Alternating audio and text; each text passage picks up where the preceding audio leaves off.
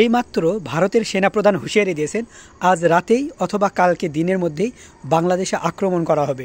Even কি তারা সম্পূর্ণ প্রস্তুতি নিয়ে রেখেছেন এবং সেনাবাহিনী ভারতীয় যে সেনাবাহিনী রয়েছে তারা সীমান্তবর্তী এলাকায় ভিড় জমিয়ে দিয়েছেন এবং এই যে হাসিনার ফাঁসির রায় এটা তারা মানতে নারাজ। আমার গায়ে লোম দাঁড়িয়ে গেছে, কাটা দিচ্ছে এই নিউজটা দেখার পর।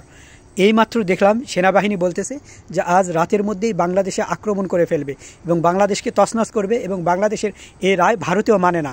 বাংলাদেশের রাজনীতি এই রায় কেন ভারতীয় মানে না? কারণ হলো যদিও তো রায় হলো বাংলাদেশের, কিন্তু ভারতীয়দের মাথা ব্যথা। কারণ শেখ হাসিনার ঘাড়ে বন্দুক রেখে ভারতীয়রা এতদিন আমাদের প্রতি নির্যাতন করেছে এবং আমাদের শেষ করে দিয়েছে, দেশটাকে তছনছ করে দিয়েছে।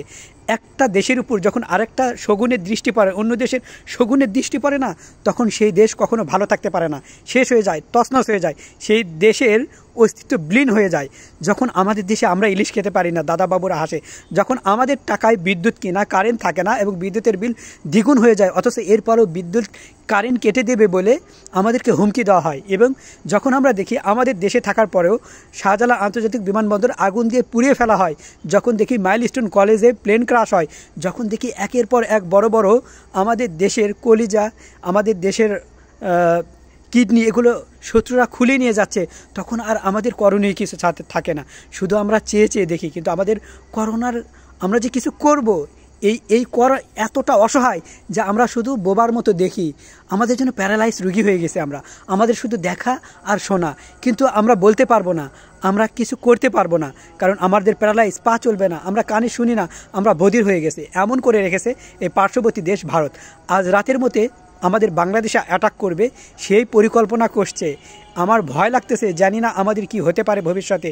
শুধু এইটুকু বলবো, যে যেখানে থাকেন না কেন সজাগ থাকুন। আর বাংলাদেশের সৈন্যদের বলছি, প্লিজ কাইন্ডলি দয়া করে এই মুহূর্তে যতগুলো সীমান্তবর্তী এলাকা রয়েছে সেইগুলো তো আপনারা দ্রুত গিয়ে অবস্থান নিন এবং সত্য প্রকাশ করুন। এই যে ভারতীয় সেনাপ্রধান বলতেছে যে আমাদের দেশে নাকি রাতের মধ্যে অ্যাটাক করবে এবং এই রায়ের কারণে শেখ হাসিনা যে ফাঁসি হয়ে যাচ্ছে, রায়ের কারণে সে পাগলা হয়ে গেছে।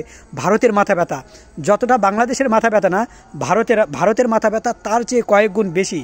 আমি থাকতে পারছি না, আমি জানি না আমি কাল থেকে ভিডিও দিতে পারবো কি না। আমার খারাপ লাগছে যদি সত্যি সত্যি এমন কিছু আমাদের সাথে ঘটে যায়, যেই জিনিসগুলো আমরা কখনোই কেউ চাই না, তাহলে অবশ্যই আমি মনে করি আমাদের সাথে অত্যন্ত খারাপ হচ্ছে।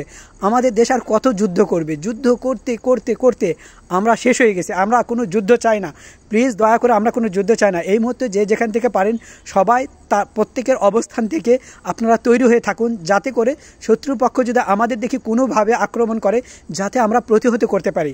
এই যুদ্ধ দেখতে দেখতে, যুদ্ধ করতে করতে আজ আমি বড্ড ক্লান্ত, আর পারছি না। আর কত সারা জীবন, জন্মের পর থেকে শুধু যুদ্ধেরই গল্প শুনে যাব, যুদ্ধেরই কাহিনী শুনবো, সারা জীবন যুদ্ধই করে যাব। জীবনের সাথে জন্মের পর থেকে মৃত্যু পর্যন্ত খালি লড়াই করে যাব, যুদ্ধই করে যাব। তাহলে আমাদের জীবনে শান্তি কোথায়? আদৌ কি আমরা শান্তিতে থাকতে পারবো? এক মুঠো শত্রুদের কারণে কখনো শান্তিতে থাকতে পারি না। এই শত্রু তৈরি করার জন্য দায়ী কারা? এই রাজনীতিবিদরা। এদের কারণে শান্তিতে থাকতে পারে না। এই রাজনীতিবিদদের গ্যারাকলে আমরা সাধারণ জনগণ পিষ্ট হয়ে গেছে। আমাদের জীবন তছনছ হয়ে গেছে, ঝালাপালা হয়ে গেছে। আমাদের জীবনের জন্য শান্তিটুকু তারা কেড়ে নিছে।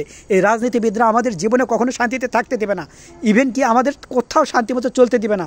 তাদের এই স্বার্থ যেন আমাদের জীবনের যত সুখ, এই সুখগুলাকে নষ্ট করে যেন তাদের জীবনের স্বার্থ উদ্ধার করতেছে তারা। আজ রাতে সবাই সতর্ক হয়ে যান। যে আমার মনে হয় সীমান্তবর্তী এলাকা এবং আরও যেগুলো জায়গা রয়েছে, যেগুলো জায়গাতে আক্রমণ করতে পারে, তারা যেভাবে আমাদেরকে নিউজ দিচ্ছে এবং হুমকি দিচ্ছে এবং প্রতিনিয়ত বলছে যে আজ রাতের মধ্যে বাংলাদেশে আক্রমণ করা হবে, সেনাপ্রধান নাকি সব দিক থেকে নির্দেশ দিচ্ছে। প্লিজ কাইন্ডলি সবাই বেশি বেশি শেয়ার করুন, সবাই সতর্ক হন, সবাই ভালো থাকুন। আমি জানি না কী হবে আগামীকাল।